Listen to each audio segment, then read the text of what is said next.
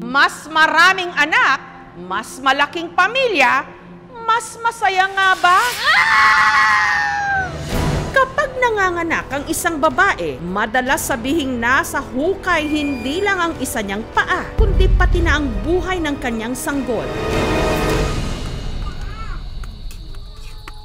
Pero ang 42 anyos na si Karna, nasanay na raw sa hirap at sakit ng panganganak matapos mabuntis at magluwal ng sanggol ng 17 beses. Si Karna kasi mula nung nag-asawa, taon-taon talaga kami nag-aki. May mga pagkakataon pa ngang si Karna paraw mismo ang nagpapaanak ng kanyang sarili. Ayan, panduwa ko, siyam. Gabos ko na ako, nagpaluwas ka. Gaano nga ba kalawak ang kaalaman ng ating mga kababayan sa pagpaplano ng pamilya?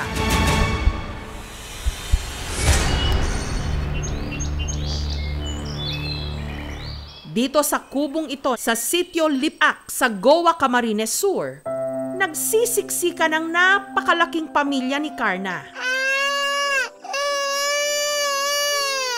Ang kanyang mga anak, tabi-tabing nakahiga sa papag na parang sardinas. Wala silang sariling kasilyas o CR. Bihira lang din daw silang makaligo. Nahirap po kami sa tubig, nag-iigib kami yung mga sapa-sapa.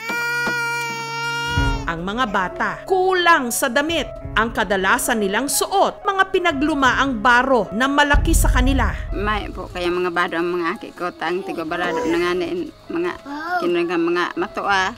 Mahirap pag marami kami kapatid. Minsan po hindi kami nakakakain.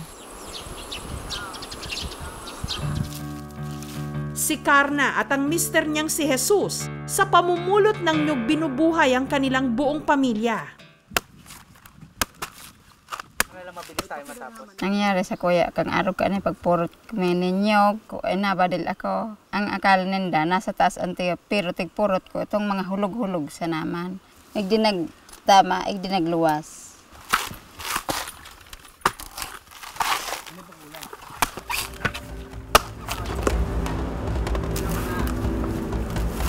Ang mga nyog na ibenta ni Karna sa halagang 200 pesos. Bakal po. Ipambibili ng bigas at gatas. Sa 200 po, nabakal ko, tulong gatas na 15 ho, 2 kilong bagas, tapos yung 50, tigliti ko sa motor. Ang uli ko sa 205. Pagka-uwi si Karna, agad nagsaing. Para may pang-ulam, kumuha si Karna ng tanim niyang gulay.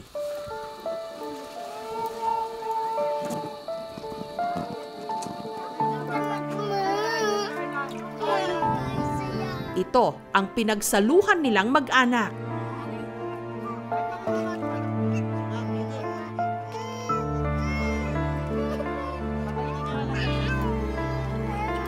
Sa daming araw ng kanilang mga anak, may mga pagkakataong hirap na nilang matandaan ang pangalan ng mga ito. Inot si Aileen, ang panduwa si Junior, at si Angelica. Pantulo, pang-apat. Tama baga. Pang-lima, ano pangalan?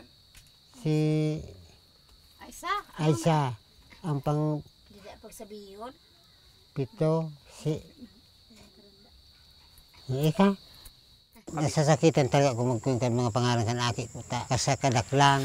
Sa ngayon, 8 na lang sa 17 mga anak ni Karna at Jesus ang narito. Ang pinakabata, ang 1 taong gulang pa lang na si Junjun. Ang 5 mga anak nila meron ng sariling pamilya. Ang ika-7, ika-8 at ika-9 na hindi na raw nila nabigyan pa ng mga pangalan, mga sanggol pa lang nung namatay. Puro kapoy, ang bako man tong hilang, puro kapoy. Tadaingan ko ako ang pambakal gatas. Talaga grabe talaga na pagkuyang ko maka itong aki kong nagadan, natulo. Dahil nga sa gutom. Makulog sa buot niyan, na nahalan aki, naghali. Ipo sita, kuya nga ni napabayaan mi. Saan mo dahil kami makapa, Doktor Tarayaw. Dahil din sa kahirapan, ang nooy sanggol pa lang na si J. Mark napilitan nilang ipaampon. daik minaka ako ang pangbakal gata. Nagpalahin nakin nga sa ko pag uliig dita. Ano man data pinaampon mi dasya. Nagbabasol nga rin ko ta, sabi ng aki. Kung kusanaan panahon araw ko, dahil ako dako ng aki.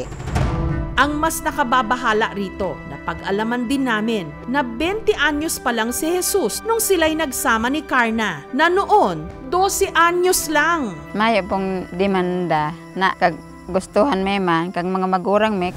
Ang statutory rape, ang edad niyan ay nasa 12 anyos pababa. Pero starting 2022, meron tayong bagong batas, yung RA 11648 na itinaas yung edad from 12 years old. Ngayon, ang statutory rape ay 16 years old pababa. Hindi depensa na merong relasyon yung babae doon sa lalaki.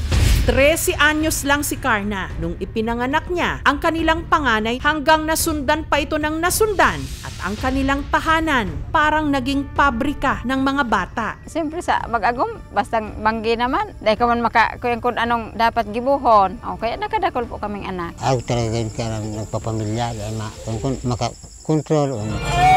Ayan, panduwa ko, pansyam, gabos ko ako nagpaluwas kaan. Dahil sa mayo kaming pambayad. Kung nanganak siya sa bahay, ang usual complication niya is dinudugo ng malakas. Maswerte lang siya na hindi ganun ang nangyari sa kanya. Dito sa RHU, pag nanganak ka dito, may porpis ka or may PhilHealth ka, wala kang babayaran ng isang kusing. Kumukonsulta naman daw siya noon sa kanilang health center para makontrol ang kanyang pagbubuntis. Nagyan ko sa center, mayo ng pagtudok. Ay pag bulta ko, ito palan, bados na ako. Ang sabi sa akin ng nurse ko, iniiwasan siya. Kasi nga may problem dun sa pag-take ng gamot. Normal na side effect yung never tayo na-stuck out sa gamot.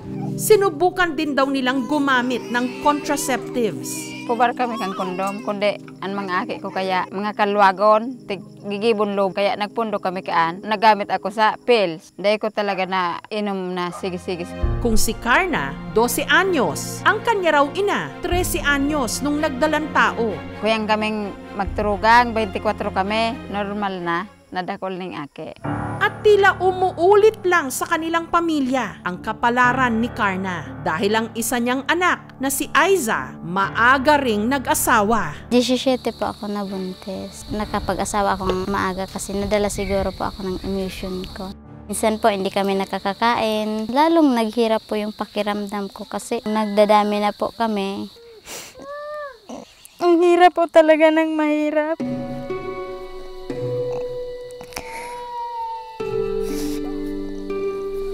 Hindi ko po alam ang gagawin ko nung pinagtrabaho na ako ni mama kasi di na ako makapagtapos. Hindi ko magawa yung mga pangarap ko sa buhay. Ang 14 anyos namang si Carla, susubukan daw ibahin ang kanyang kapalaran. Gusto ko pong makatapos mag-aaral, maging nurse. Dahil naawa po ako sa mga magulang ko. Pero dagdag problema sa mag-asawa ang balik eskwela ng kanilang mga anak. Hibi nga ni Sirta, grabe ang pagtios me, mga aki me. Dahil ko napapaadal, mayong mga gamit, mayo sindang gabos na gamit, mayo sinda mayo eskwela nga, sinda mayo sindang mga sinilas. Meski nga ni sa pambado po kan mga aki ko, huruba baga, nahilingan ininda hurubaan mga aki ko, mayo talaga akong pambakal. Ang kwento ni Carna at Jesus at ng kanilang pamilya, ito guys yung pamilya nila. na itampok ng vlogger na si Roy. Ilan te lahat yung anak mo? So yung lahat ng anak mo te? Natagpuan namin itong pamilya na to, aksidente lang. Unang-una naawa talaga ko dun sa mga bata. Nabigyan namin sila ng babahay sa tulong ng aming mga sponsor. Mga grocery, bigas. Sa pag-iikot ng aming team sa barangay, nalaman namin na pangkaraniwan lang pala rito ang malalaki, ang pamilya. Ako po may 12 aki. Ako po ay may 8 anak. Factor doon is primero kahirapan. Palagi siguro na-idle yung mga pamilya doon. Yun lang ang libangan. Education, importante din yun. As much as possible. Hanggang saan kaya ng kapasidad ninyo financially at emotionally na pwede ka magpalaki ng pamilya. Ang pagbubuntis ng maaga, delikado. Hindi pa talaga sila physically well prepared for childbearing. Ang Rural Health Unit o RHU at Department of Health ng GOA regular naman daw na nagsasagawa ng family planning seminar sa komunidad. Ang family planning is dapat may gap. Dapat as much as possible, sabihin na natin pinakamaiksi 2 years na dapat wag magmanganak. Ang family planning program ng ating gobyerno, naglalayon ito na tulungan sila na ma-achieve nila yung bilang ng anak na gusto nila at syempre ipaunawa din sa kanila yung responsible parenthood. Samantala, para tulungan ang pamilya ni Karna, ang lokal na pamahalaan ng GOA nagbigay ng grocery at school supplies. Nakatanggap ang mag-asawa ng mga materyales para mapagawa ang kanilang bahay. Nag-abot din ang aming team ng pinansyal na tulong. Nito lang Biyernes, sa paggabay ng nurse at doktor, napagdesisyonan ni Karna at ng anak na magpa-contraceptive implant na epektibo raw birth control sa loob ng 3 taon. Kompleto din yung family planning nga na yun. Pills, DMPA, yung injectable, at saka ngayon yung implant nun po. Sineserve namin ng libre. Salamat ko po.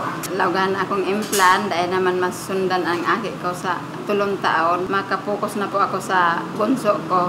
Responsibilidad ng mga magulang na bigyan ng maayos at maginhawang buhay ang kanilang mga anak. Pero magagawa lang nila ito kung sila rin dapat responsable sa kanilang mga aksyon at desisyon. Thank you so much mga kapuso. Kung nagustuhan niyo po ang videong ito, subscribe na sa GMA Public Affairs YouTube channel. Don't forget to hit the bell button for our latest updates.